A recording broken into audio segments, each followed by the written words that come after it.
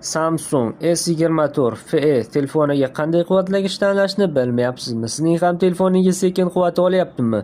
Balki siz quvvatlagich tanlashda xato qilgandirsiz. Unda sizga beradigan ma'lumoti manfaatli bo'ladi va telefoningiz sizga uzoqroq va xizmat qiladi deb o'ylayman. Batareyka sig'imi 4700 mAh, litium ion batareykalar tizimi mavjud.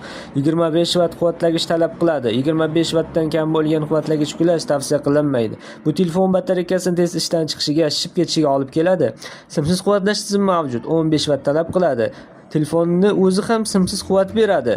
Tezkor quvvatlash tizimi mavjud. 56% ga 30 daqiqada ko'taradi. Oddiy quvvatlash holatida 100% quvvat olish uchun 1 soat 10 daqiqa kerak bo'ladi. Internetdan foydalanganda 7 soat 20 daqiqa. Videolar tomosha qilishda 13 soat 33 daqiqa. O'yinlar o'ynaganda 5 soat 11 daqiqa. Kutish rejimida 129 soat. Umumiy avtonomik holatda esa 23 soat 2 daqiqani tashkil qiladi. Agarda sizga ham shunaqa ma'lumotlar qiziq bo'lsa, videomiz izohiga yozib qoldiring. Videomiz manfaatli bo'lgan bo'lsa, bizlarni kuzatib boring. Hozircha xayr, salomat bo'ling.